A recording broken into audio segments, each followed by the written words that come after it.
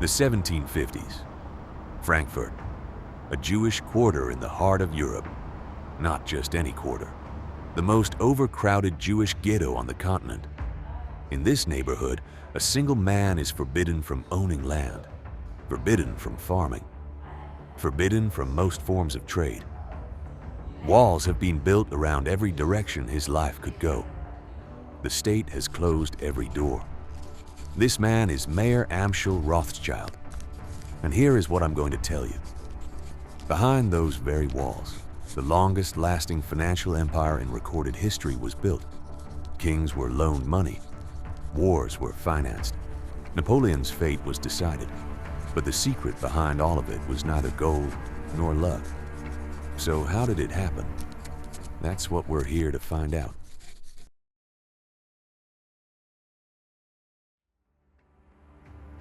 Mayer Rothschild started with textiles. It wasn't enough. He moved into trading gold coins and antiques. And it was here that he discovered a strategy that would change everything. He served as financial advisor to Prince William of Hesse-Kassel. Whenever the prince wanted to purchase gold, Rothschild would buy it first with his own money, then sell it to the prince. He collected a commission on one end and profited from the price difference on the other. Two profits from a single transaction. Today, we call this front running. And today, it's illegal. But let's pause here. Framing this purely as a display of brilliance would be incomplete. What Mayer was doing meant systematically deceiving the prince. He was exploiting a position of trust, and he did it for years. Sometimes empires aren't built on brilliant ideas. They're built on asymmetric information. By 1782, he was the wealthiest man in Frankfurt. But more importantly, he sent 5 of his sons to 5 of Europe's greatest capitals: Vienna, Naples, Paris, Frankfurt, and London.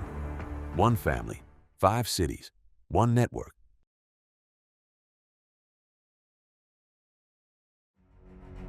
The son sent to London was named Nathan.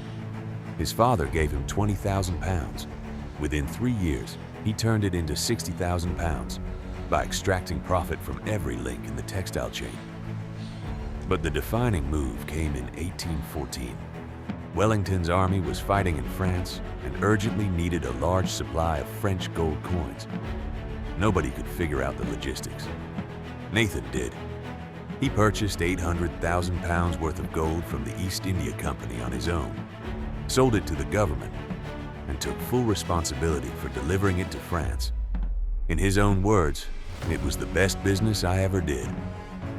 That single move transformed Rothschild from an ordinary banker into Britain's most indispensable financial partner.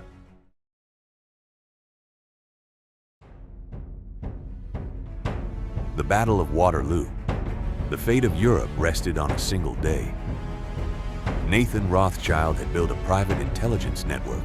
Couriers, fast ships, reliable contacts. News reached him hours before it reached official channels. Napoleon had been defeated. Nathan began selling on the market. Everyone noticed. They assumed, if Rothschild is selling, Napoleon must be winning. Panic spread. Prices collapsed. Nathan waited. When they hit rock bottom, his agents quietly bought everything back. Then the official news arrived. Napoleon was finished. The market exploded. Exactly how much he made from this move, we'll never know with certainty. The figures are disputed. Some say he doubled his fortune that day. Others say the story has been exaggerated.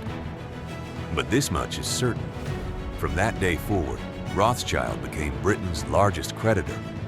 Governments were in debt to him. He was no longer playing by the rules. He was writing them.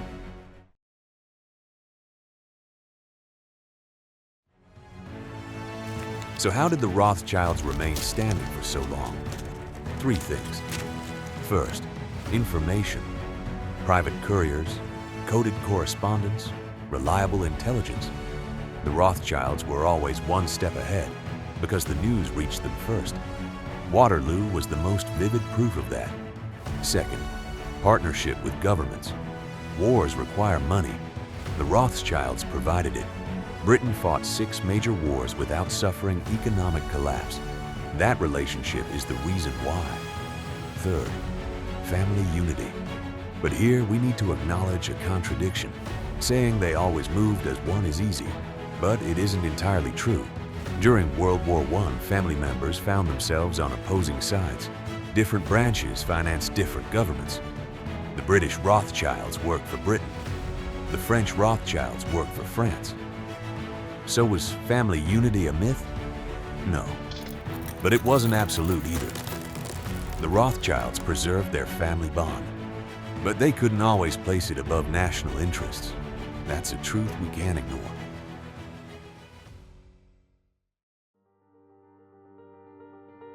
The 20th century was hard on the Rothschilds. World War I ended, but America had risen.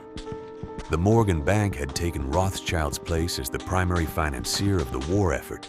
Europe was no longer the center of the world. Then came Nazi Germany. Rothschild assets across Europe were seized. Family members fled.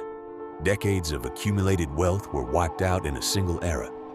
The French Rothschilds took refuge in America and Britain. The war ended. The family had survived, but they were fractured. During the Cold War, they went quiet. No grand operations, only selective moves. They avoided public visibility. They worked not through politics, but behind it. And that silence was not weakness. It was a deliberate strategy. The Maxwell scandal became the defining symbol of this era. Robert Maxwell, a media magnate who had grown with Rothschild financing, fell from his yacht in 1991 and died. Investigations that followed revealed he had embezzled billions from his employees' pension funds. The extent of the Rothschilds' involvement in the scandal remains disputed. But the episode reinforced one lesson they had already learned. Visibility is dangerous. Privilege demands discretion.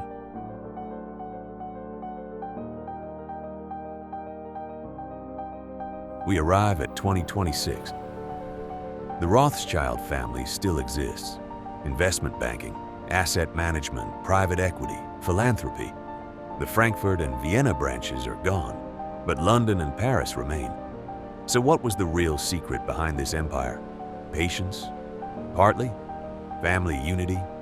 Partly, though it cracked. Gold? No. That was the instrument, not the goal. The real secret was this: converting information into money, receiving the news before anyone else, being present at the exact moment governments needed someone most, and turning crises, wars, and panics into opportunities. Mayer Rothschild climbed out of a ghetto. He sent 5 sons to 5 capitals, and the system he built survived 2 centuries of empires, wars, and financial collapses. Is this a success story? Yes. But it is also the story of how asymmetric information, government dependency, and the calculated blurring of ethical boundaries can construct a power that outlasts nations. Throughout history, the greatest fortunes have been built by those who had the right information at the right moment. The Rothschilds didn't do this for one generation. They did it for centuries. Next episode, we go deeper into another dark corner of financial history. Subscribe. You won't want to miss it.